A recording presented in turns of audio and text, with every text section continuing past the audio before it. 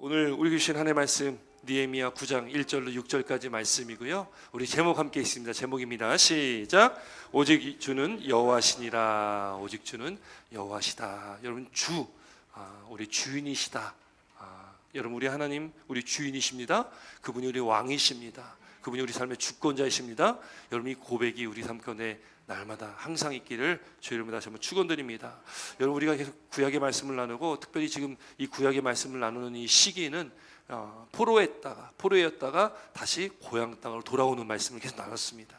바벨론에 70년 동안 포로로 있다가 다시 하나님의 약속하신 대로 이제 고향 땅으로 돌아왔던 1차 포로 귀환, 포로 귀환 시대라고 이야기합니다. 1차 포로 귀환을 수룹바벨과 예수아를 중심으로 왔죠. 그래서 가장 먼저 한 게 뭐예요? 성전을 건축하는 일이었습니다. 두 번째 포로 귀환이 됩니다. 학사 에스라와 함께 포로에서 돌아와서 그 에스라가 했던 것은 말씀을 회복하는 일이었습니다. 그리고 우리가 보는 말씀 느헤미야 말씀, 이제 세 번째로 포로에서 다시 돌아오게 되는데 느헤미야를 중심으로 해서 돌아와서 성벽을 건축하는, 성벽을 다시 세우는 그런 일을 하고 있다라는 거죠. 오늘 본문의 말씀, 이 9장의 말씀은 이제 성벽이 다 완성됐습니다. 지난주의 말씀처럼 성전도 완성됐고 성벽도 완성됐어요. 이제 갖출 거는 다 갖췄습니다. 이제 그들에게 중요한 게 뭘까? 우리가 갖출 거를 다 갖췄다면 여러분 우리에게 중요한 게 무엇이겠습니까? 물론 갖출 때도 늘 하나님의 은혜가 있어야 되겠지만 여러분 우리 인생 속에 가장 중요한 핵심은 여러분 우리의 마음인 줄 믿습니다. 그래서 우리 마음이 하나님께 온전히 있지 않으면 여러분 아무리 우리가 갖출 걸 다 갖췄다 할지라도 언제 우리는 쓰러지고 넘어질지 모른다는 거죠. 오늘 본문 말씀이 그 말씀입니다. 외형적인 것 다 갖춰졌다면 지난주와 동일하게 이제 내면이 건강해야 되는데 그 내면이 건강해지기 위해서는 여러분 우리가 어떻게 살아가야 될까? 가장 중요한 우리 영적 핵심은 뭘까? 결국 여러분 우리가 말씀이고 또 말씀 앞에 우리가 늘 깨어지고 낮아지는 회개의 삶이라는 것을 우리는 또 오늘 말씀을 통해서 보게 되어집니다. 여러분 오늘 본문의 말씀 9장인데 8장의 말씀과 연장선이에요. 8장과 9장이 같은 시기의 말씀입니다. 8장 제가 한번 읽어드릴게요. 성경책 있으신 분들 함께 찾아보시면 좋겠습니다. 8장 2절 말씀, 8장 2절 3절인데 제가 읽어드립니다. 성경 있으신 분들 함께 찾아보시면 좋겠어요. 느헤미야 8장입니다. 한 장 앞에 있어요. 8장 2절 3절에 이렇게 기록하고 있습니다. 함께 읽도록 하겠습니다. 시작. 일곱째 달 초하루에 제사장 에스라가 율법책을 가지고 회중 앞 곧 남자나 여자나 알아들을 만한 모든 사람 앞에 이르러 수문앞 광장에서 새벽부터 정오까지 남자나 여자나 알아들을 만한 모든 사람 앞에서 읽음에 뭇 백성이 그 율법책에 귀를 기울였는데 지금 사람들이 모였습니다. 그 앞에서 에스라가 율법책을 가지고 그 말씀을 읽고 있어요. 자, 그 말씀에 대한 반응이 이어서 5절 6절에 나와요. 5절 6절 말씀 함께 있습니다. 5절 6절 함께 있습니다. 시작. 에스라가 모든 백성 위에 서서 그들 목전에 책을 펴니 책을 펼 때에 모든 백성이 일어서니라.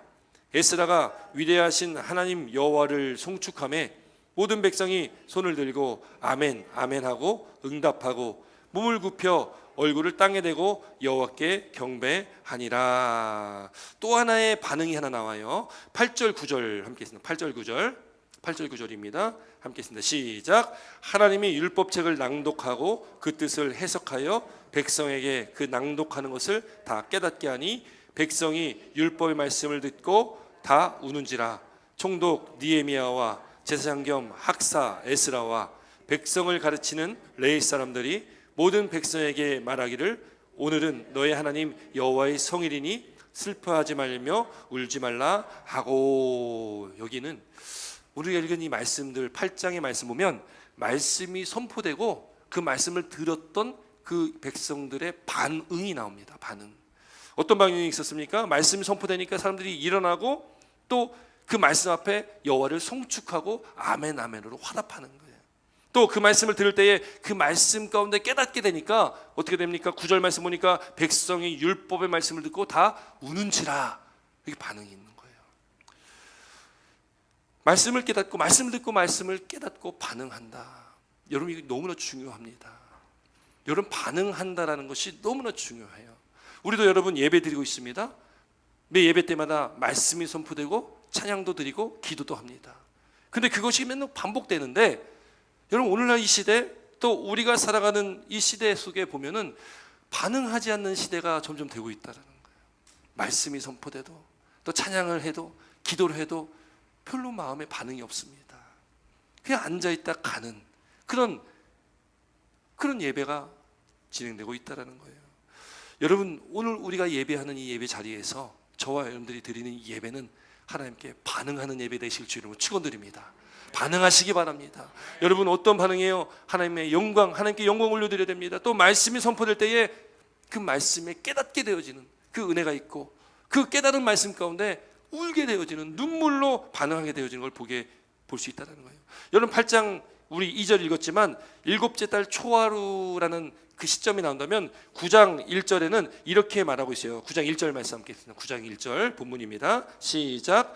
그달 20 날에 이스라엘 자손이 다 모여 금식하며 굵은 베옷을 입고 티끌을 무릅쓰며, 여기는 그달 일곱째 달 20 날입니다. 그러니까 이 지금 8장과 9장 말씀이 그냥 한 달 안에 있었던 일이에요. 한 달 동안 있었던 일입니다. 말씀을 듣고 반응하는데, 반응하면서 그 어떻게 반응했냐면 1절에 뭐라고 기록됐냐면 이스라엘 자손이 다 모여 금식했다. 금식했다.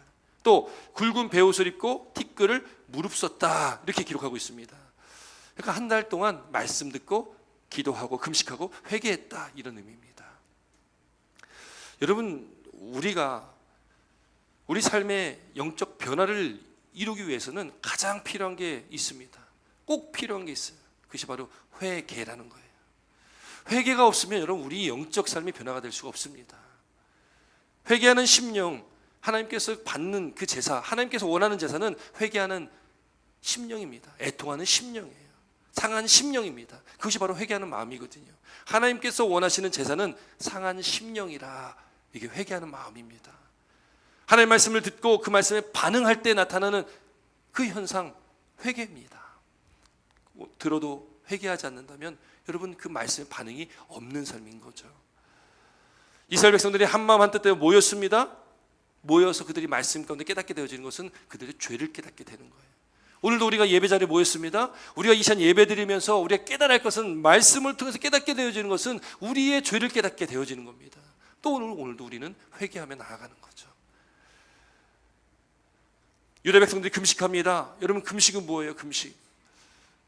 여러분 어르신분들이 돌아가실 때 곡기를 끊는다라는 표현을 쓰죠. 곡기를 끊는다. 드시는 걸 드시지 않는 거죠. 먹지 않으면 결국 죽게 됩니다.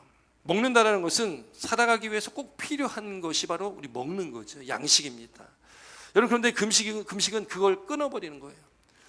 우리가 착각하지 말아야 할 것은 금식과 굶식을 착각하면 안 됩니다. 금식한다고 하고서 그냥 먹지 않는 게 금식이다? 여러분 그건 굶식입니다. 그냥 굶는 거죠.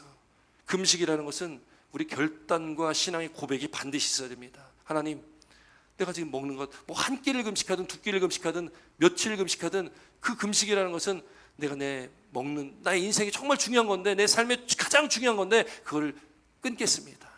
이건 결단입니다. 하나님께로 향한 간절한 그 마음의 결단을 나타내는 것이 바로 금식 기도입니다. 목숨을 거는 간절한 기도인 것이죠. 하나님이 나의 주인이십니다. 나의 주권자십니다. 그거를 고백하는 것이 바로 금식 기도입니다. 내가 살아가는 힘이 나에게로부터 나오는 것이 아니라 하나님께로부터 나오는 겁니다. 그것이 금식 기도의 의미입니다. 우리가 기도하는 것, 뭐 금식하든 안 하든, 여러분 우리 기도는 우리 삶의 동력이 나에게로부터 나오는 것이 아니라 하나님께로부터 나오는 것을 인정하면서 하는 것이 기도입니다. 여러분 그런 기도를 드리시기 바랍니다. 그렇게 하나님 앞에 나아가시기 바랍니다. 그렇게 하나님 앞에 반응하는 저와 여러분 되시길 주 이름으로 축원드립니다. 또 굵은 베옷을 입습니다. 여러분 배는 흔히 우리는 한국에는 이 장례할 때 이게 베옷을 입지 않습니까? 굉장히 거친 옷이에요. 그 옷을 입고 일상생활하기는 좀 쉽지가 않습니다. 잠잘 때 베옷을 입으면 꺼끌꺼끌해서 아마 잠을 제대로 못 주무실 거예요. 이 베옷이라는 의미도 여러분 불편한 거예요. 우리를 불편하게 하는 것은 죄거든요. 죄가 우리를 불편하게 하는 거예요. 거기 있는 영적 상징적 의미가 바로 이 베옷을 입었다는 것도, 그것이 바로 슬픔을 표현하기도 하고 죄를 표현하기도 하는 거예요. 회개를 상징하기도 합니다. 그렇게 베옷을 입고 또 티끌을 무릅썼다. 여러분, 이 티끌이라는 것은 먼지를 상징합니다. 그래서 이 흙이나 티끌이나 먼지나 이런 것들 뒤집어 썼다라는 표현이 구약에 많이 나오는데, 그것은 유대인들이요 슬플 때의 그 슬픔을 가장 표현하는 그 행위 하나가 그 죄를 뒤집어 쓰고 티끌을 뒤집어 쓰는 거예요. 그것은 곧 회개의 의미를 가지고 있습니다. 또 창세기 2장 7절 말씀처럼 사람은 죄 가운데 흙으로 와서 흙으로 돌아가게 되잖아요. 결국에는 우리는 결국에 흙으로 돌아갈 수밖에 없는 존재입니다. 그러니까 이 티끌, 흙, 이런 죄, 이런 것들은 우리 인간의 존재가 무엇인지를 깨닫게 하는 겁니다. 우리는 흙으로 갈 수밖에 없는 존재구나.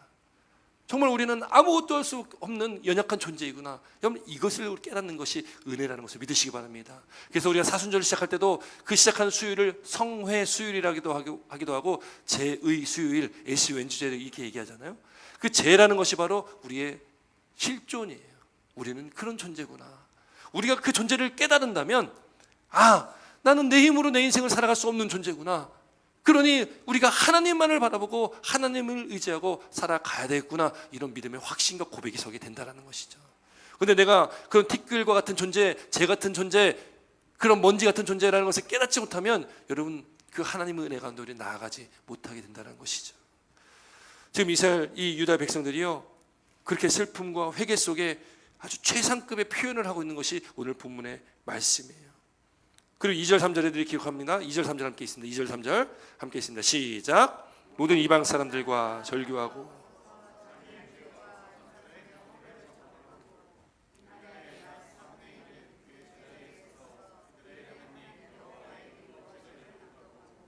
낮의 4분의 1은 죄를 자복하며 그들의 하나님 여호와께 경배하는데. 아멘. 여기 2절에 보니까 모든 이방 사람들과 절교했다, 관계를 끊었다라는 거잖아요. 이게 무슨 의미일까? 성경학자들이요 여러 의견이 있습니다. 이방인들과 결혼한 것, 아니면 사업을 같이 하는 것, 여러 가지 이유가 있다라고 얘기를 하는데, 이방 사람들과 끊었다라는 그 의미를 볼 때에 여러분, 이방 사람들, 지금 이 유대 사회에 이방 사람들이 들어와 있는 거예요.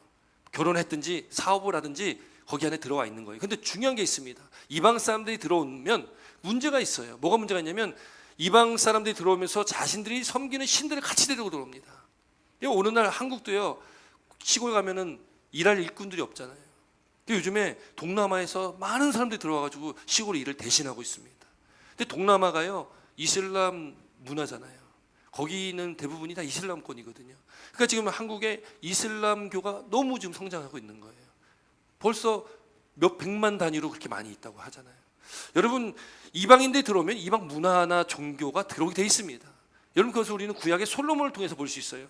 솔로몬이 하나님이 그를 인정했지만 그가 시작부터 정략 결혼을 합니다. 이 애굽의 그 애굽의 딸 그 왕비를 자기 아내로 삼는 거예요. 그걸 시작을 통해서 말년에 가니까요 이방 여인들을 엄청 많이 자기 아내로 삼아요. 결국 하나님께서 그걸 금하셨거든요. 그걸 2번이나 솔로몬에도 말씀하셨거든요. 그런데 솔로몬이 그거를 하나님 말씀 듣지 않습니다. 그래서 솔로몬의 그 후궁들이 1000명이라고 하는데 그 안에 수많은 이방 여인들이 들어있는 거예요. 그러니까 나중에 말년에 솔로몬은 그 여인들을 위해서 신전들도 세워주고요, 막 자신들의 신 제사할 수 있도록 그걸 마련해 주는 게 솔로몬이었습니다.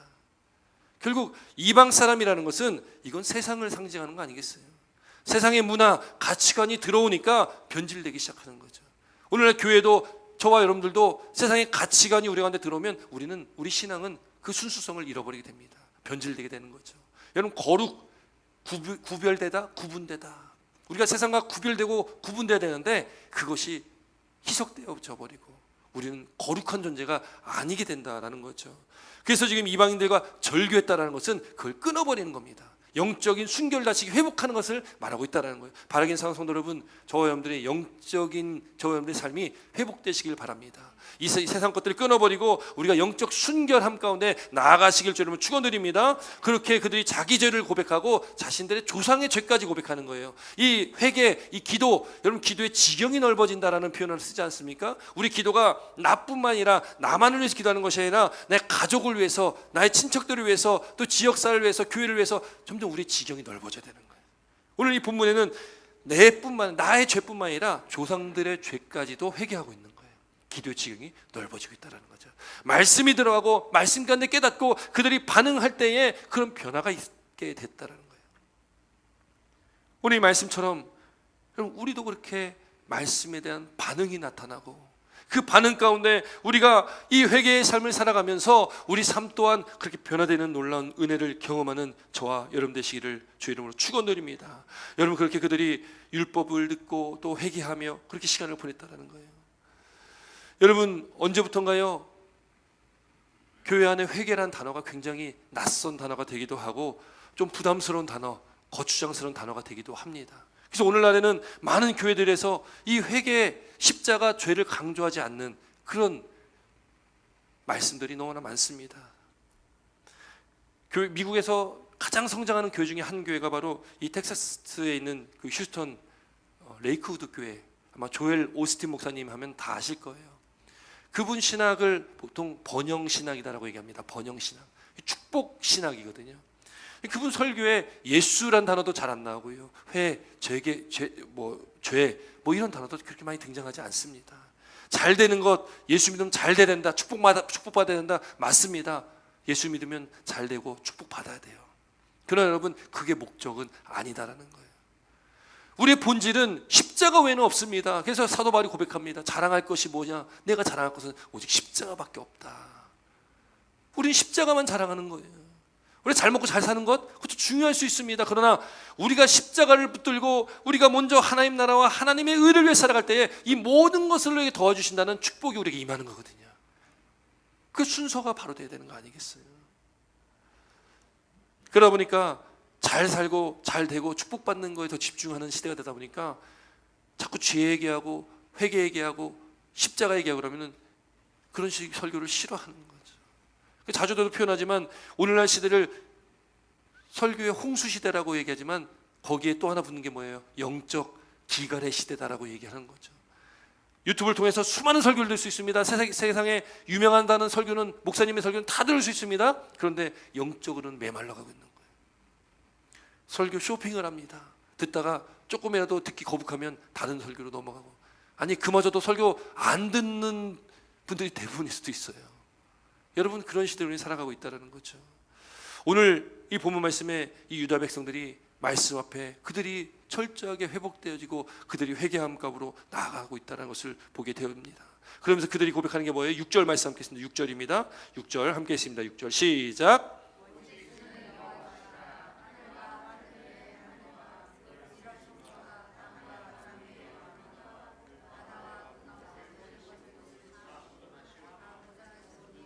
모든 천군이 주께 경배하나이다. 아멘. 오직 주는 여호와시다. 여러분, 오직 주는 우리 한 분 여호와 하나님이십니다. 오직 주님만이 우리 하나님이심을 믿으시길 주여 여러분 축원드립니다. 그 믿음의 고백 가운데 오늘 이 이스라엘 백성들이 하나님께 경배하고 하나님을 예배하듯이 찬양하듯이 여러분 그렇게 예배하시고 찬양하시길 주여 이름으로 축원드립니다.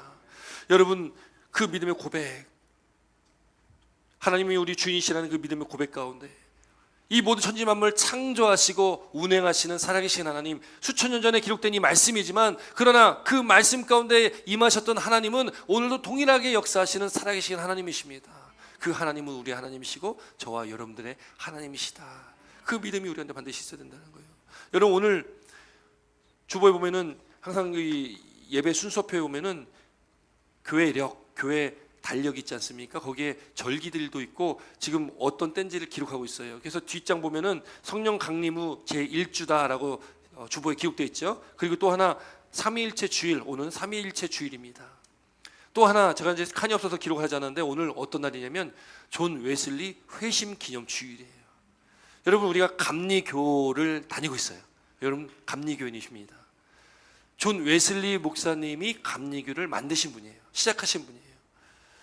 오늘이 그 날을 기념하는 날이에요. 회심, 마음을 돌이키는 날, 그 날을 기념했다는 거예요. 이 존 웨슬리 목사님이 아주 특별한 체험을 하셨거든요. 존 웨슬리 목사님의 가문은 그 당시는 감리교가 없었지요. 감리교가 없고 그 당시는 영국에 성공회가 있습니다. 영국에 성공회가 있는데, 청교도 전통을 가지고 있는 성공회가 있었는데 거기에 신부님이었어요.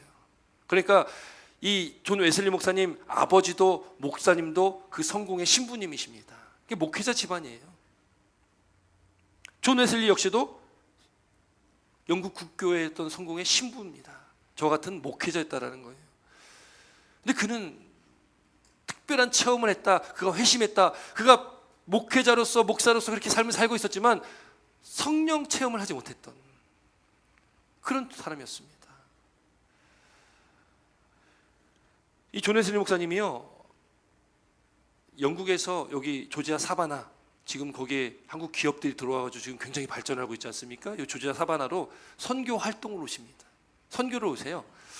그래서 거기서 선교를 하다가 이제 가셨거든요. 저도 이제 조지아 사바나에 작년인가 재작년에 갔을 때에 존 웨슬리 목사님이 들어온 거기 그 위치에 이제 가봤습니다. 거기에 또 이게 뭐 비석 같은 것도 있더라고요. 여기 써 있는데, 그분이 거기서 선교를 하다가 뭐 선교 잘 되지 않았어요. 그래서 다시 영국으로 돌아가는데, 근데 거기 오는 길에 배를 타고서 영국에서 거기까지 오니 얼마나 먼 길이겠습니까? 오늘같이 뭐 좋은 배가 아니었으니까요. 폭풍을 만나는 거예요. 폭풍을 만나면서 비바람이 몰아치니까요, 배가 돛이 부러지고 바닷물이 배로 막 들이치는 거예요.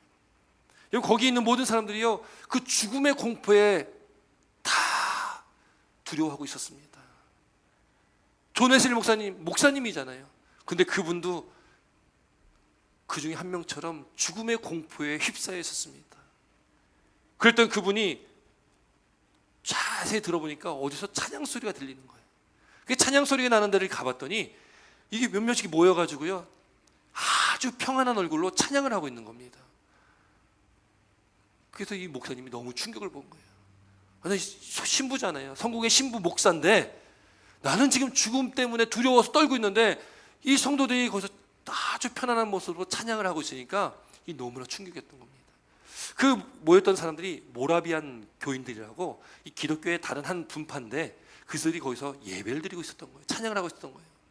죽음의 공포는 모든 사람에게 똑같이 임했을 텐데 누구는 두려움에 떨고 있고 누구는 거기서 찬양을 하고 있다. 더군다나 신부였고 사제였고 목사였던 존 웨슬리 목사님이 봤을 때는 이건 너무나 큰 충격이었습니다.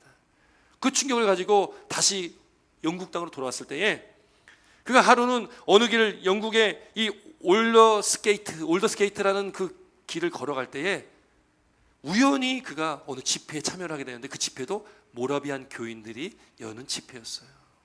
그 집회를 참여하게 됩니다. 그날이 바로 1738년 5월 24일이에요. 며칠 전이죠. 그 집회에 우연히 참석하면서 거기에서 로마서 강의 그 읽어주는 말씀을 듣게 됩니다. 그리고 그가 그 말씀 가운데 그가 회심을 하게 되는 역사가 있는 거예요. 목사님이었습니다. 사제였습니다. 이제 그가 진정한 주님을 만나게 되어지는 회심 사건이 그때 있었던 거예요. 그때 그가 기록했던 그날의 일기를 제가 한번 읽어드릴게요. 그가 뭐라고 일기를 썼냐면, 그날 저녁 나는 올더스 게이트 길에 있는 한 모임에 매우 마지못해 참석했다. 어떤 사람이 마틴 루터의 로마서 주석 서문을 읽고 있었다. 8시 45분쯤 그리스도에 대한 믿음을 통해 하나님께서 사람의 마음에 이루시는 변화를 서술하는 단락에서 나는 내 마음이 이상하게 뜨거워지는 것을 느꼈다. 내가 진정으로 그리스도를 구원을 위해 오직 그리스도만 의지하고 있다고 느꼈다. 그리고 그분께서 진정 나의 죄까지도 가져가셨다는 사실과 죄와 사망의 법에서 나를 구원하셨다는 확신이 내게 주어졌다. 이렇게 일기 쓴 거예요. 여러분, 존 웨슬리 목사님이에요. 사제였습니다. 신부님이었어요. 그러나 그가 그동안 그렇게 살아왔던 그 인생 속에 여러분 지금 그 예수님이 누구신지를 분명하게 알게 되는 사건입니다. 그래서 올더게이트의 회심 사건은 우리 감리교에서 너무나 중요한 사건이기 때문에 오늘 그날을 기념하는 주일이에요. 여러분, 우리도 예수님 믿으면서 몇 년, 아니 10년 이상 수십 년을 예수 믿으면서 우리가 지금 신앙생활하고 있습니다.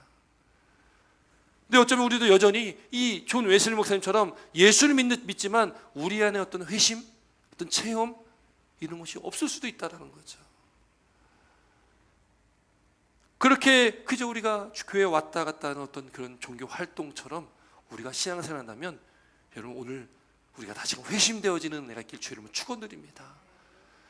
예수님을 그 성령을 체험했던 존 웨슬리 목사님처럼 오늘도 우리가 그 은혜 가운데 체험이 있길 주의 이름으로 축원드립니다. 여러분, 감리교에서 중요하게 여기는 4가지가 있습니다. 물론 3가지는 성공에서도 중요하게 여겨요. 그것이 뭐냐면 성경입니다. 성경 제일 중요하잖아요. 성경, 그 전통이에요. 전통. 그동안 이렇게 쭉 내려왔던 어떤 성례전, 뭐 성찬, 세례 이런 어떤 전통들이 있잖아요. 그걸 중요하게 여겨요. 또 하나 이성입니다. 이성은 성경을 볼 때 맹목적으로 보는 것이 아니라 이 성경을 연구하고 그 말씀 가운데 진정한 뜻이 무엇인가를 연구하는 어떤 이성적인 성경을 바라보는 눈, 그것도 필요하다는 거예요. 그리고 4번째로 이 존 웨슬리 목사님이 감리교회 이 교리 안에 하나를 추구한 게 뭐냐면 바로 체험입니다. 체험하지 않으면 안 된다는 거예요. 그래서 바라기는 우리 모든 성도님들이 체험 신앙이 있기를 주님은 축원드립니다. 예수님을 체험하고 그분과 인격적인 만남이 있기를 주님은 축원드립니다. 우리 아이들부터 어르신들까지 다 그 예수님을 인격적으로 만나고 체험하는 놀라운 역사가 있기를 다시 한번 주님은 축원드립니다. 여러분, 그것이 없으면 안 된다는 거예요. 존 웨슬리 목사님도 고백하잖아요. 그렇게 체험하고 나니까 그 마음이 이상하게 뜨거워지는 걸 느끼니까 그 마음 가운데 예수 그리스도가 진정 나의 예수 그리스도, 그분만이 구원이라는 것을 깨닫게 되어지는 거예요. 나의 죄를 사해 주셨다는 것이 깨닫게 되어지는 거죠. 오늘 본문의 말씀도 여러분, 이스라엘 백성들이 그렇게 말씀 앞에 그들이 깨달아지니까 그들이 회개하고 자복하면서 금식하면서 엎드려지는 모습들을 보게 됩니다. 여러분, 우리에게 필요한 모습이 무엇이겠습니까? 점점 우리는 더 신앙생활이 어려운 그런 시대로 갈 거예요. 그러나 우리 교회, 우리 성도님들, 우리 아이부터 어른애니까지 우리 모두가 다시금 우리가 회복되어지고 회심하면서 말씀 앞에 우리가 기도로 또 회개로 늘 엎드리는 그런 믿음과 신앙이 우리 가운데 있어야 된다는 것을 오늘 이 말씀을 통해서 다시금 또 깨닫게 됩니다. 여러분, 그 일을 위해서 우리가 합심하여 기도하며 나아갔으면 좋겠습니다.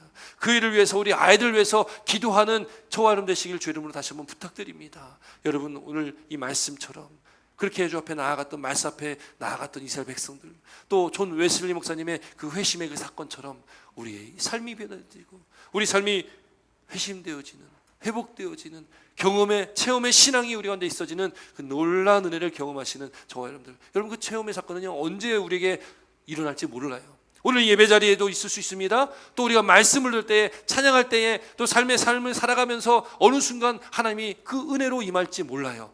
그러나 분명한 것은 사모하는 자에게, 또 그렇게 갈급함으로 주 앞에 나아간 자에게는 반드시 하나님이 그 은혜를 부어주신다는 것을 믿으시길 바랍니다. 그래서 그 체험의 은혜가 날마다 또 새로 시작되는 이 한 주간의 삶 가운데 저와 여러분들 가운데 있기를 주의 이름으로 축원드립니다. 기도드리겠습니다.